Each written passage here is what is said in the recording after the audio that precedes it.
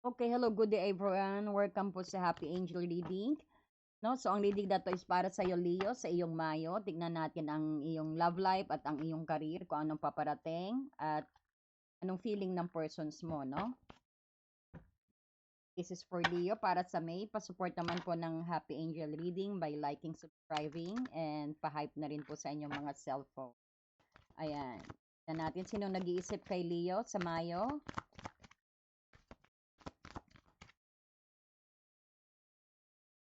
Oh, heartbreak. Deception. Tignan natin ng energy. Heartbroken. Aba, bakit Leo panay? Oh, may seduce, may temptations tayong nakikita rito. Someone is someone's thinking of you na may heartbreak siya, may pain, separation, may lies na nangyari, oh. Sakit nito, oh. May temptations na nangyari. Maraming temptations sa persons na to. Or sabihin din natin, baka energy mo rin ito. Na deeply hurt ka, Leo. You're very sad right now. Parang you're grieving. O kabi-break up nyo lang. We'll clear about that. The energy of the person's card. Pero, yeah. So, anyway, nakita natin na kagagaling lang siguro sa breakup. Somebody who's just been from breakup siguro, na ngayon parang progressing yung pag-heal niya. May temptations na nangyari din.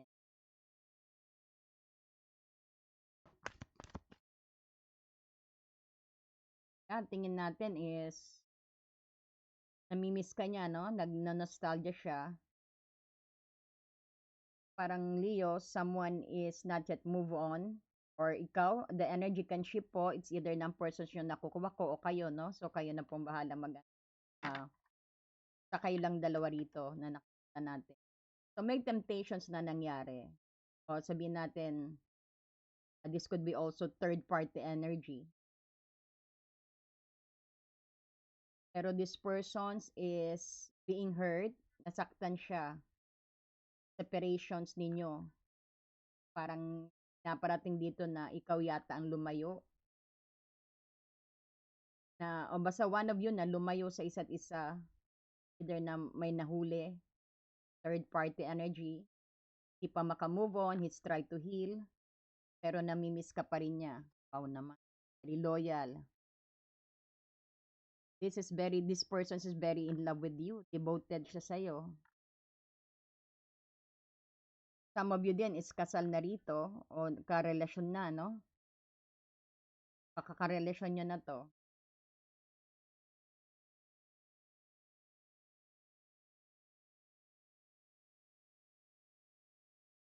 Masakit ang loob niya pa rin. Person still hurt. O ikaw ba to, Leo? Tingnan nga natin kung anong feeling ng persons na kay Leo. Feeling ng persons na to kay feeling ng persons na to kay Leo.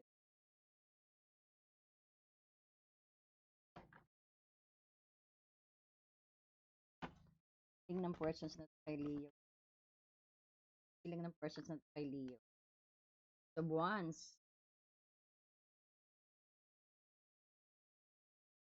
na natin ang attention, intentions ng persons na is of once to want some action. Behavior at actions niya, medyo may pagka-misteryoso ang dating niya, no? Kasi siguro masakit pa, so medyo try to hide sa pagiging misteryoso. Ang kanyang, anong feelings mo naman sa kanya? Feelings mo sa kanya? Gusto mo pa rin? Chariot, gusto mo siyang bumalik? Oo, malamang ito, baka may nabuking siya sa'yo. Leo. So, tingnan natin ang outcome ninyo. Outcome. Ace of Pentacles. So, mamaya kaklaro natin. Tingnan din natin ang inyong advice. Advice. Ko tayo na advice, no? Advice. Five of Cups. Bakit ang advice is Five of Cups dito? Kasi nga siguro, you, nakapokus Advice sa relasyon na 'to, naka-focus kayo sa inyong nakaraan na disargumento o pag-aaway. Parang hindi niyo tinitingnan na there's still hope dito. Pero both of you sad, 'no? Sabihin, try to tumingin kayo sa likod o parang i-assess ninyo ang inyong nakaraan kung anong pinagsimulan, 'no? Look back, there's still hope, parang ganito, 'no? Parang 'wag kayong ang advice kaagad 'no, sa mamaya na yung advice. So let's explain anong feelings, let's clarify itong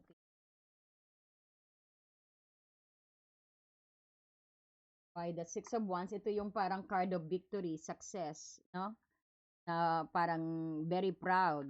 Is very proud of you actually. At sabihin din natin, community also involved din sa inyong relationship. Bakit ang feelings ay Six of Wands? Guide, tell us more. Person's feeling out, trap. Oh, could feel din na parang feeling niya na actually hindi na siya makakaalis sa sitwasyon ninyo or ikaw or sabihin natin ang feelings niya sa'yo is talagang ipaglalaban ka rin niya. Parang maraming involved na tao dito, no? Sa Six of Wands, parang alam ng community, maybe sabihin natin, maraming taong involved, Leo, or sabihin natin, ito rin yung feeling niya hindi kanya maharap. It's either nga ang person na to may ginawang siguro nga siya yung gumawa rin ng kasalanan sa'yo na parang feeling niya hindi na siya makakaalis sa isang sitwasyon. Parang ito yung takot din na harapin ang katotohanan, o nakapiring, parang ayaw niyang harapin. Andito yung parang sabihin natin, self-sabotage din. Wala siyang tiwala sa sarili niya para siguro pero gustong-gusto kanyang ma-win back again, Leo, no? Ito yung Five of Swords, ito yung win at all cost. So feeling niya na kailangan kanya sa buhay niya, no? Feeling niya na kailangan kanyang mapanalo, no? Ito naman Leo, ang Ace of Wands, ito ang intentions niya. To make an actions, to have a new beginning din sa'yo. Gagamit siya ng bagong strategy dito. Ito yung action, yung Ace of Wands, no? Sabihin natin, this is also card of communication. So, tingnan natin, let's clarify that. Why the Ace of Wands is intentions. Gusto niya ng new spark sa inyong dalawa. Gusto niya uling, ayan, mag-work hard daw siya. Intentions niya, kumbaga, pag-igihin. Kahit matagal pa raw, ayan, sabi, oh, Leo, itong sabi ng persons mo, no? Ang intentions niya, kahit matagal pa. Intentions niya is to have the Ace of Wands to you. New spark, sabihin natin, ito yung making an actions, no? Uh, parang nag-aalag, nakita mo may fire, gusto niya ng new spark again with you. Di natin kahit matatagalan pa, basta intention din niya na gawing i-master ang inyong relationship, na pag-igihan na ang susunod ninyong relationship. This person's will gonna make some actions sa'yo, Leo. Kahit ano pang mangyari, pag-igihan niya, pinag-aaralan niya, ayan yung nagsisearch siya, ayan nagtatanong din siya sa ano, no? Nakapokus siya sa para mapanalo ka siguro sa, para mapanalo ka. Dahil ang feeling niya is, parang parang ang feeling din niya na hindi rin siya makakaalis sa'yo. Parang hirap din siya. Kailangan ka ng taong ito. Kahit pa matagalan daw, mag-work hard siya sa'yo. Gusto niya ng bagong spark din. Kahit nag-o-observe, intention siya munang obserbahan. Kung na-forgive mo na ba siya, kung meron ka na, nakapag-move on ka na ba. No? Pero ang intentions niya is pag-igihan at pagtrabahuhan ang inyong relationship. Work hard ang inyong relationship. Parang nakita niya ang self-worth mo.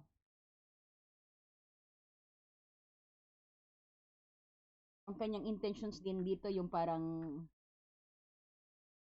niya rin ng fresh spark sa'yo, no?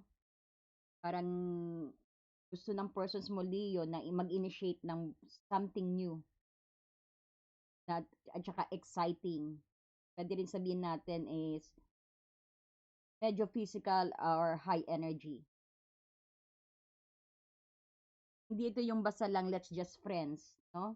Ito yung Ace of Wands na parang ito yung pinaka-seed ng inyong passion at desire o ng kanyang desire at passion para makita kung saan kung saan papatungo ang inyong panibagong simula. No, kahit matagal pa ay kaya nag-oobserba siya, talagang pinag-iigihan niya, nag-work hard siya, minamaster niya, no? Then let's go sa kanyang ka-clarify natin tong High Priestess bilang kanyang behavior or action sa'yo. No? Spirit Guide, why the High Priestess?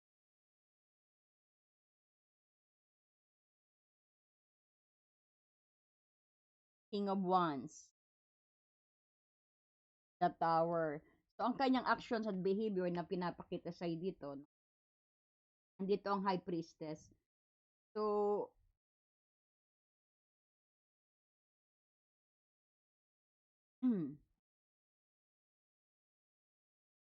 kikita mo rito ang actions niya. Ito yung dynamic na nangyayari siguro na may pagka-massive shift. Parang lilipat sa place ng waiting at saka watching period. At tapos may sudden explosive. No? Ang actions na gagawin niya, Leo, parang naglalaro dito yung very close best. Parang ang high priestess kasi ito yung nag-o-observe. Parang nagre-rely sa kanyang intuitions rather than making a move. No? Kahit gusto niya, kahit may may ano siya rito, no? Ace of Wands kasi nga pinag-aaralan niya maigi. So, nag-oobserba siya, no? Kaya ang high priestess ang kanya ano. So, pag klinaro natin to, kumbaga,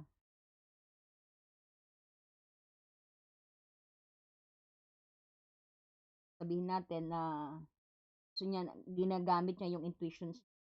Dahil may King of Wands dito, this is a pinaka-bold move or passionate na actions na gagawin niya. Pero andito ang Tower din, nag indicate na parang kailangan may makrack or change din sa kanyang perspective.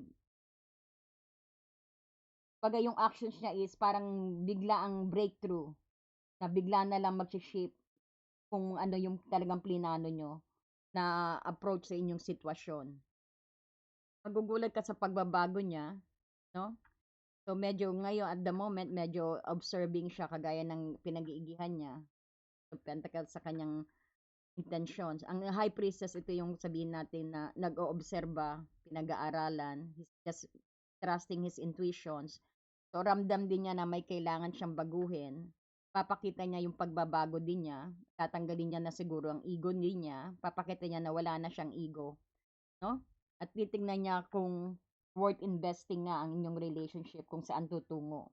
So parang ito may breakthrough kayo, so there's a new beginning and transformations na hindi natin tatanggalin siguro din niya mga pride.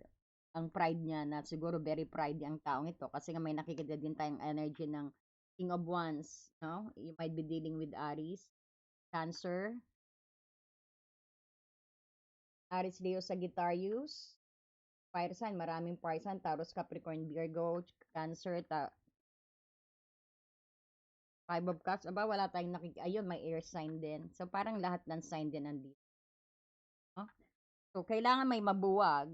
So siguro tatanggalin niya ang pride niya. So nag-oobserba siya. Yan ang papakita niyang action sa'yo. Pero may plano siya. Being the King of Wands, gusto niyang papakita niya na he could lead you, na kaya kanyang i-rule o kaya kanyang alagaan, kaya kanyang gawan ng isang strong na foundations pagkatapos nito ng tower, no? Kailangan may mabuwag para magsimula ng bagong pundasyon. Parang yan ang ipapakita niya. Kailangan niyang tanggalin siguro ang mga pride, ang mga unhealthy ego na ano. Kung makikita mo andito kung anong feelings mo sa kanya, parang Leo, ang feel mo sa kanya, very strong drive dahil nga andito ang chariot.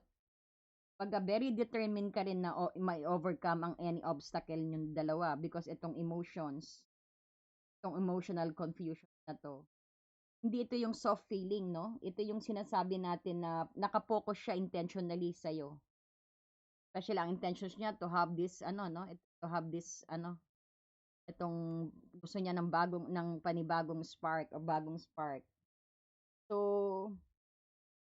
gusto niya mag-steer ng connection sa inyo, specific sa directions na maganda sa mga plano niya na kagaya ng ginawa ng King of Wands dito. Gusto niya mag-steer ng connections, specific directions, at yung plano, may goal siya na para i-balanse rin ang inyong emotions at ang inyong willpower dito. No? May goal siya sa inyo, may goal ka sa kanya eh. Gusto mo rin siya. No? Malakas, you have a very strong drive na mag-move forward kayong dalawa. So, may matindi ka ring pagmamahal dito. Na parang gusto mo may overcome din ang inyong pinagdadaanan, no? So, andito ang intentions which is the Ace of Pentacles. Ang Ace of Wands, ay Ace of Pentacles, kumbaga, ito yung pinaka outcome ninyo eh, actually. Ace of Pentacles, ito yung nagsasabi ng solid and grounded opportunity sa inyong dalawa, habang ang Tower at ang Aries dito, na nagpapakita ng maraming fiery at chaos dito, no, sa inyong dalawa. Pero ang Ace of Pentacles, ito yung pagiging grounded. Ito yung promise ng das na maisisettle nyo ang lahat, ang outcome. Magiging tangible ang pagbabagong mangyayari sa inyong relationship kasi nga meron kang Chariot dahil gusto mo rin na maayos ang inyong obstacle. No? So masisettle nyo. Ito rin ang gift of manifestation at isang stable na commitment. Magiging stable din ang inyong commitment. No? The energy might start on May. Matapos ng chaos at gulo, inyong dalawa, matapos ang pag-obserba, no, maaayos din ang lahat kasi may Ace of Pentacles. So, ibig sabihin, may new beginning kayo. This is also tangible and tangible commitment. Sabihin natin, stable commitment na both of you na magkakaroon din ng isang ng panibagong strong foundations na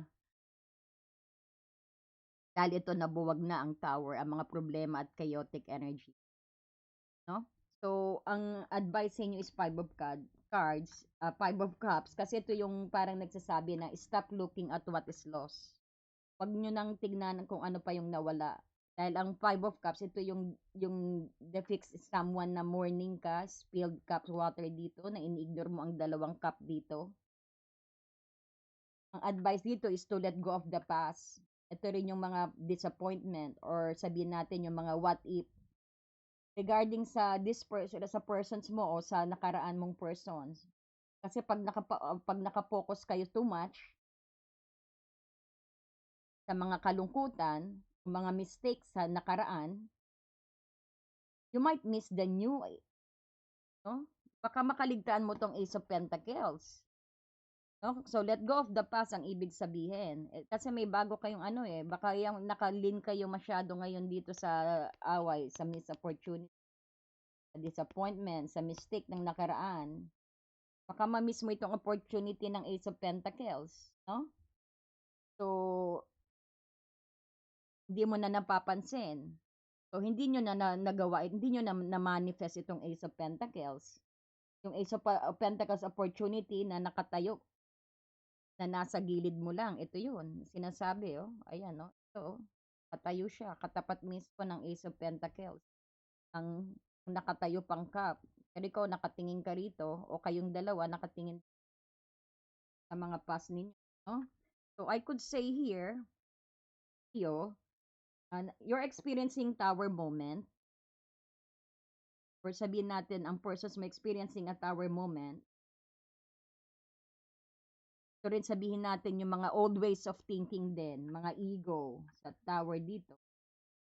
Ito rin yung pag nagfo-fall away na, no, nare-replacean na ng King of Wands. Ito yung King of Wands energy. Ito yung sinasabi rin na ready na siya, o ready na kayo ready na kayo na mag-drive forward para dito sa Ace of Wands na 'to, sa intentions niya. Nakukuha niyo? So, nakaka-experience ka ngayon ng tower moment o kayong dalawa dahil nga sa old thinking na dapat na mag-fall away. No? Ngayon, pag nag-fall away na to, marireplacean kayo ng energy ng King of Wands. Ano ba to, no? This is foundations also. This is a strong energy ng King of Wands, leader, no? May paninindigan, no? Parang ganon, napapalitan ng ganyan ng, this might be ang kanyang behavior sa'yo din. Para at ready na kayo na mag-move forward kasi makikiko-operate ka rin, no? Dahil gusto mo rin siya bilang the chariot. So, para masimulan ang Ace of Wands na intentions, no? Ng relationship na to o ng persons mo. Ang persons mo nakaka-experience ng tower ngayon, pag na-fall away na yung mga luma niyang mga ego, yung mga ano, no? Magiging King of Wands na siya. So, ready ka na rin kasi ang chariot nandito. Inuulit ko na para maliwanag. Para ang chariot nandito kasi makikiko-operate ka rin, may goal ka rin na gusto mo rin siya maayos ang inyong relationship para masimulan ang intentions niya. No? And then, ang Ace of Pentacles, ito yung ang mamamanifest nyo kapag you go on with this. No? May Ace of Pentacles, ibig sabihin, stability and new beginning nyo, may commitment, ito yung stable commitment na mamamanifest ninyo. No? So, wag lang kayong mag-lean on sa nakaraan. Advice dito, 5 of Cups. No, may new spark talaga kayo, may new beginning kayo, dahil yung ace dito, yan ang success na sinasabi ng ano. Nakikita natin, ang result nyo is very stable dahil ang Ace of Pentacles basta wag lang kayo mag-stuck sa nakaraan, no? Sa mga regret ninyo, let go of the past. No? Yan. So, tingnan pa natin what is coming towards Leo. What is coming towards kay Leo this May Spirit Guide? Anong paparating kay Leo this May? Anong message? Wedding. O, yan. Stable commitment. May wedding. Yan, mauwi sa kasalan. Ayan na naman, marriage. O, di ba? Talagang sa relationship, may daraan ng heartbreak. Kailangan yan, journey yan eh, para mapunta kayo sa wedding dito. Yan ang journey ng Leo, no? Yan ang energy mo sa May. Kailangan ng ganyang heartbreak, ng tower moment. Pero saan-saan ba yan? No? Basta nakikooperate ka, mahal nyo pang isa't isa. There's a chariot here. Alam mo, may new beginning kayo, may wedding talagang mangyayari rito. The situations involve marriage daw. Union, marriage, soul connection, everlasting love. Baka some of you is your past life energy rin to. Soulmate nyo rin siguro. No? So, lahat may heal. Talagang nasa, ano kayo, parang ngayon, nasa, itong May siguro, ganyan, pero hindi ko sinabing May ang kasal nyo, pero nakikita natin, ang relationship na to will live sa stability as long na let go of the past. Grievances, ito yan. No? So, ang persons mo, sabihin natin nasa tower moment kayo ngayon, pero this is just a temporary. Kasi may goal ka rin eh, sa kanya. Gusto mo rin siya eh. No? May wedding kayo, may wedding na mangyari. Very soon daw, oh my God, Leo, this is very soon. There's a wedding coming. Bilis ng energy nyo, ha? Tell us more. Ayan, magpatulong ka raw sa kaibigan mo kung sa tingin mo na nasa stage kayo ng breakup, seduction, sana mapanood mo maaga to para magkaroon ka ng clarity para hindi gaano masakit. Kung nasa stage kayo ng separations, ng grievances, no? Persons mo, no? Kung matagal na kayong nagkaano na no contact, ito na mangyayari sa inyo rin. Ask for the accept support from others then. Let your friends help you rin, no? Tingin mong so, hindi ka pa makapag-move on dito. Let go of the past kasi mahal nyo ang isa't isa dito. Paglalabang ka rin niya. Siguro ito rin sa mga no contact, babalik at babalik ang persons na to win you back. Kung kailangan mo makakausap, you need someone, no? Yung mapagkakatiwalaan mong kaibigan. Magtiwala ka lang. Ayan, Leo. Talagang ang pinagdadaanan mo nasa tower ka, no? Nasa tower ka yung dalang relasyon na to. The situation is calling for you to have faith. Magtiwala ka lang. Let your friends help you daw. O, some of you din siguro, ibang lahi, no? Some of you din, religious factor din, na magkaiba kayo ng religion. Some of you, taga-ibang bansa rin, could be also LDR. Yan. So, pahingi naman po ng like and hype dyan. And, sana po na-enlight kayo. So, if you need some private reading po, i-message nyo lang po ako. May promo po tayo sa pre-recorded. Just contact me. Ang ganda tignan mo, may wedding kayo. Saan ba, Wedding ring, dalawa. Michael Rose din, pinalidate. Pagtiwala ka lang, At mangyayari yan very soon. So, i-pray mo lang yan, nak, you will manifest kasi may new beginning kayo.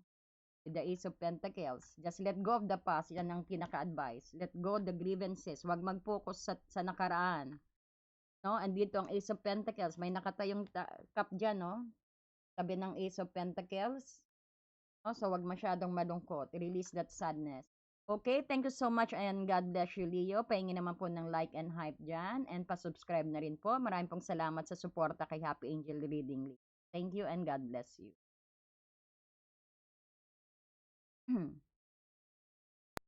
Dear friend, have you ever felt so stuck, hurt, or hopeless that you knew something had to change, but you didn't know how things would work out? A time when you could have really used more insight and guidance, or at least a new way to nurture yourself and bring a little more peace into your life. We all struggle with our own issues, self-defeating patterns, and conditioning, all of which color our views of ourselves and the world, whether we're aware of it or not. Add in the chaos of modern life, and it makes sense that you might not know what to do, where to turn, or even what's holding you back. But what if you had a tool that could help you not only relieve stress and anxiety, but also help you focus on self-care and get clear on what blocks your way to living the life you truly want and deserve? In HAR, everything will be revealed to you. In HAR, you will be inspired, enlightened and empowered. Mahal kong kaibigan, naranasan mo na bang mapagod, nasaktan, o nawalan ng pag-asa na alam mong may kailangang baguhin, ngunit hindi mo alam kung paano mangyayari ang... Dear friend, have you ever felt so stuck, hurt, or hopeless that you knew something had to change, but you didn't know how things would work out? A time when you could have really used more insight and guidance, or at least a new way to nurture yourself and bring a little more peace into your life. We all struggle with our own issues, self-defeating patterns, and conditioning, all of which color our views of ourselves and the world, whether we're aware of it or not. Add in the chaos of modern life, and it makes sense that you might not know what to do, where to turn, or even what's holding you back. But what if you had a tool that could help you not only relieve stress and anxiety, but also help you focus on self-care and get clear on what blocks your way to living the life you truly want and deserve? In HAR, everything will be revealed to you. In HAR, you will be inspired, enlightened and empowered. Mahal kong kaibigan, naranasan mo na bang mapagod, nasaktan, o nawalan ng pag-asa na alam mong may kailangang baguhin, ngunit hindi mo alam kung paano mangyayari ang... Dear friend, have you ever felt so stuck, hurt, or hopeless that you knew something had to change, but you didn't know how things would work out? A time when you could have really used more insight and guidance, or at least a new way to nurture yourself and bring a little more peace into your life. We all struggle with our own issues, self-defeating patterns, and conditioning, all of which color our views of ourselves and the world, whether we're aware of it or not. Add in the chaos of modern life, and it makes sense that you might not know what to do, where to turn, or even what's holding you back. But what if you had a tool that could help you not only relieve stress and anxiety, but also help you focus on self-care and get clear on what blocks your way to living the life you truly want and deserve? In HAR, everything will be revealed to you. In HAR, you will be inspired, enlightened and empowered. Mahal kong kaibigan, naranasan mo na bang mapagod, nasaktan, o nawalan ng pag-asa na alam mong may kailangang baguhin, ngunit hindi mo alam kung paano mangyayari ang... Dear friend, have you ever felt so stuck, hurt, or hopeless that you knew something